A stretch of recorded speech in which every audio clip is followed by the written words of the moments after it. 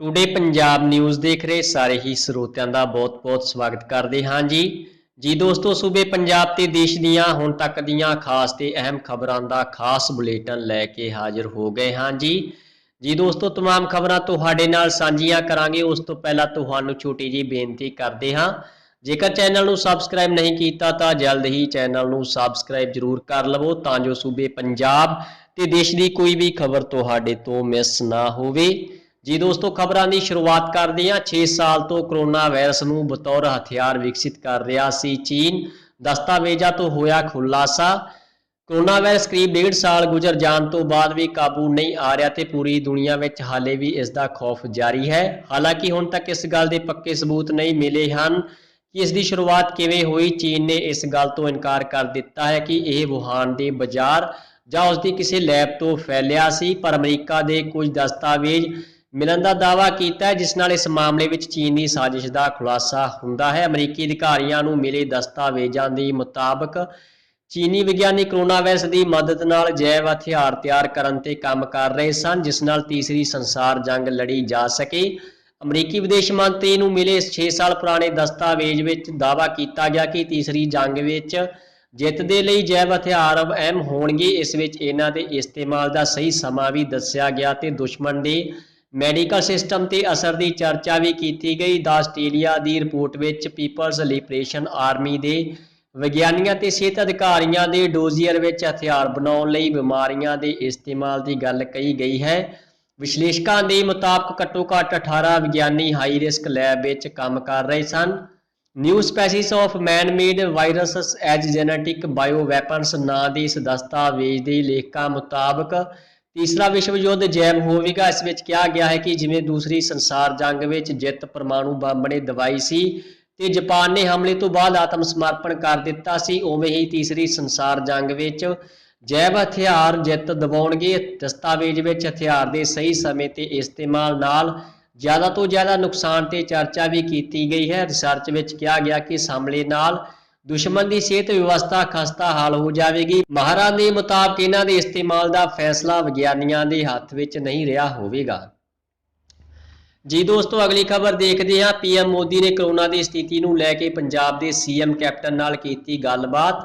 देश में कोरोना महामारी का संकट शिखर ते है तो ऑक्सीजन की कमी को लैके लोगों में काफ़ी रोस भी पाया जा रहा है। इसी दौरान प्रधानमंत्री नरेंद्र मोदी ने पंजाब के मुख्यमंत्री कैप्टन अमरिंदर सिंह के नाल गलबात की ते कोरोना की स्थिति बारे विचार वटांदरा भी किया। इस दे नाल ही प्रधानमंत्री ने उत्तराखंड, कर्नाटक, बिहार के मुख्यमंत्री नाल भी मुलाकात की। मोदी पिछले कुछ दिनों तो महामारी की स्थिति का जायजा लैण ते सुझाव देण लई राज के मुख्यमंत्रियों ते केंद्र शासित प्रदेशों के उप अधिकारियों नाल गलबात कर रहे हैं। मुख्यमंत्रियों ने उन्होंने महामारी की दूजी लहर नाल नजिठण दे लई चुके जा रहे कदमों बारे जानकारी दी। इसी दौरान साबका कानून मंत्री अश्विनी कुमार ने प्रधानमंत्री नरेंद्र मोदी को पंजाब में वध रहे कोरोना संकट बारे एक पत्र लिखा जिस विच उन्होंने टीके की सप्लाई में वाधा करने की मांग की। उन्होंने कहा कि पंजाब में कोरोना मामलों में उछाल चिंता का विषय है। इत्थे ज़्यादातर लोग भीड़ भड़के वाले मुहल्लियां में रहिंदे हैं जिस विच लाग फैलन का खतरा वध जाता है। इस दे कारण इत्थे ऑक्सीजन की ढुकवीं सप्लाई बहुत ही महत्वपूर्ण बनती है। जी दोस्तों अगली खबर देखते हैं। कोरोना के कहर में कैप्टन के दाविया ने तोड़िया दम, हुण हस्पतालों में फतेह कोरोना किटां भी होईयां खत्म। पंजाब सरकार वालों कोरोना ते काबू पाउण दे लई शुरू किया मिशन फतेह पूरी तरह खत्म होंदा नज़र आ रहा है। श्री मुक्तसर साहिब विखे फतेह कोरोना किट्टां सिर्फ 30% पॉजिटिव लोगों तक ही पहुँचदियां हैं। 3790 के करीब फतेह किट्टां मुक्तसर सिविल हस्पताल में पहुंचियां हैं। सरकार वालों यह दावा किया गया सी कि जो मरीज पॉजिटिव आ रहे हैं उन्हां तक फतेह कोरोना किट पहुंचेगी जिस राही उन्हां दी संभाल होवेगी। इस फतेह कोरोना किट में पॉजिटिव मरीजों की जरूरत का सारा समान होवेगा, पर जेकर देखा जाए तो हुण तक कोरोना के पॉजिटिव 30% मरीजों तक ही फतेह किट्टां पहुंच सकियां हैं। हुण श्री मुक्तसर साहिब विखे महज 10 किट्टां स्टोर में बाकी हैं। इत्थे रोजाना 200 तो 300 मरीज पॉजिटिव आ रहे हैं। उधर जो इस पूरे मामले को लैके civil surgeon doctor Ranju Singla नाल गलबात की तो उन्होंने कहा कि सरकार वालों उन्होंने 3790 के करीब फतेह कोरोना किट्टां मिलियां सन जिन्हां विचों 3726 ਫਤਿਹ ਕਰੋਨਾ ਕਿੱਟਾਂ ਕਰੋਨਾ ਮਰੀਜ਼ਾਂ ਨੂੰ ਮੁਹੱਈਆ ਕਰਵਾ ਦਿੱਤੀਆਂ ਗਈਆਂ ਹਨ। ਉਹਨਾਂ ਕੋਲ ਸਟੋਰ ਵਿੱਚ ਕੇਵਲ ਹੁਣ 10 ਕਿੱਟਾਂ ਹੀ ਮੌਜੂਦ ਹਨ।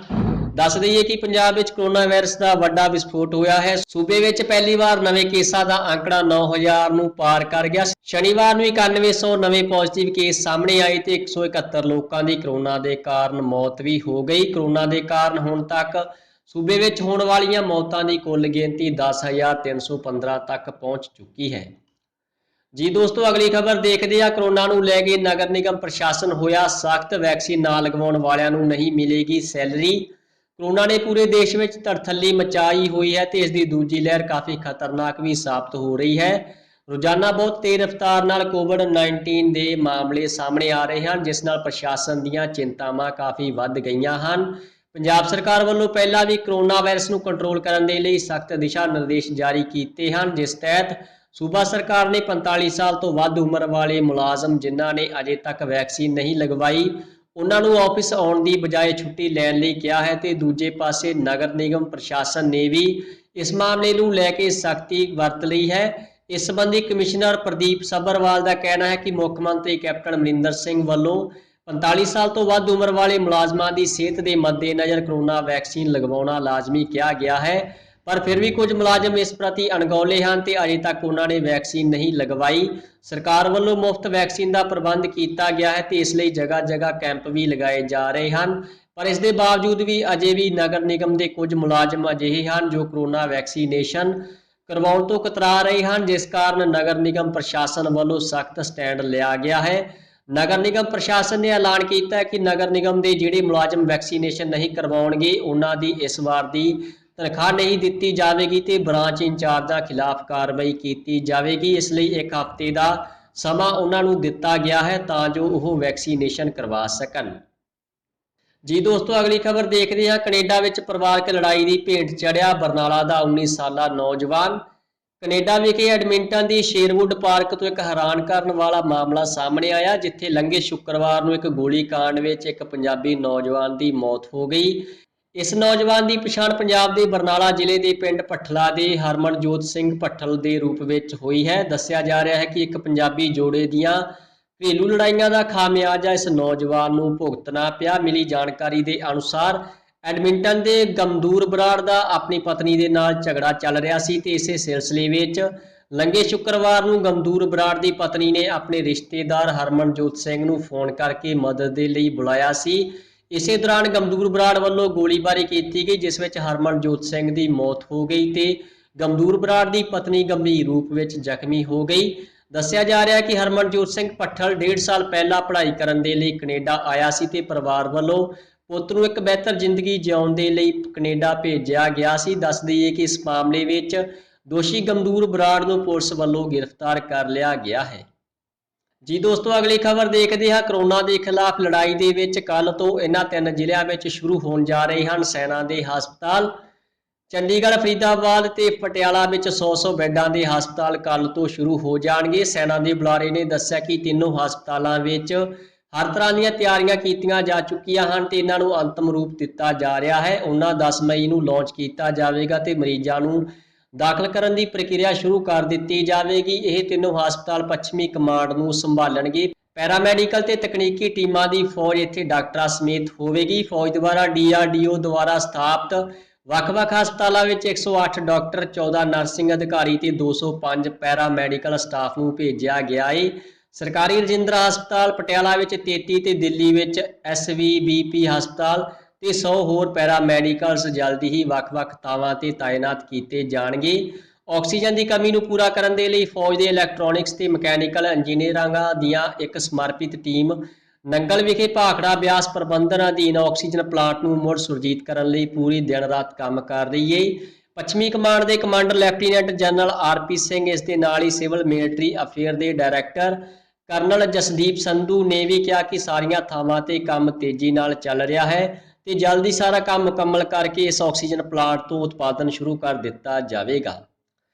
ਜੀ ਦੋਸਤੋ, ਅਗਲੀ ਖਬਰ ਦੇਖਦੇ ਹਾਂ। 94 ਰੁਪਏ ਦਾ ਸਸਤਾ BSNL ਰੀਚਾਰਜ ਪਲਾਨ ਪ੍ਰਾਪਤ ਕਰੋ 90 ਦਿਨਾਂ ਦੀ ਵੈਧਤਾ ਦੇ ਨਾਲ ਮੁਫਤ ਕਾਲਿੰਗ ਤੇ ਹਾਈ ਸਪੀਡ ਇੰਟਰਨੈਟ ਡਾਟਾ। जी दोस्तों, टेलीकॉम कंपनी BSNL द्वारा एक रीचार्ज योजना पेश की गई है जो कि 94 रुपए तो घੱਟ ਦੀ ਕੀਮਤ ਤੇ ਆਉਂਦੀ ਹੈ। BSNL ਦੀ ਇਸ ਸਸਤੀ ਰੀਚਾਰਜ ਪਲਾਨ ਨੂੰ ਹਾਈ ਸਪੀਡ 4G ਡਾਟਾ ਦੇ ਨਾਲ ਕਾਲਿੰਗ ਪ੍ਰਦਾਨ ਕੀਤੀ ਗਈ ਹੈ।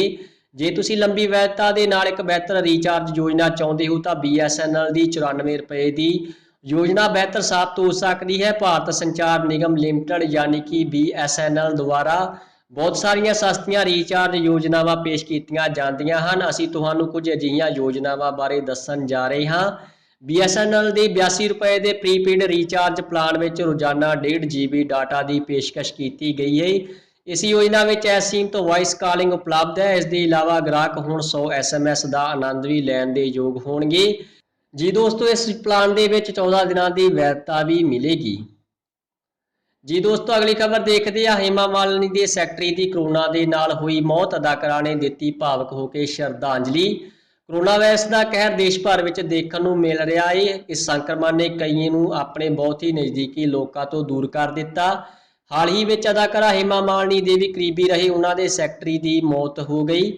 हेमा मालिनी ਦੇ ਸੈਕਟਰੀ ਦੀ ਵੀ ਕੋਰੋਨਾ ਦੀ ਵਜ੍ਹਾ ਨਾਲ ਮੌਤ ਹੋ ਗਈ। ਇਸ ਗੱਲ ਦੀ ਜਾਣਕਾਰੀ ਉਹਨਾਂ ਨੇ खुद अपने ट्वीट के जरिए दी। हेमा मालिनी ने अपने सैकटरी मेहता जी की मौत से उन्होंने श्रद्धांजलि भेंट की। हेमा ने अपने अधिकारक ट्विटर अकाउंट के जरिए एक ट्वीट करके उन्होंने मौत बारे जानकारी साझी की। उन्होंने लिखा, भारी मान नाल 40 साल तक मेरे नाल जुड़े रहे अपने सैकटरी नूं अलविदा कह रही हाँ। डेडिकेटेड हाई वर्किंग ते कदी ना थकन वाले वो मेरे लिए परिवार का हिस्सा सन।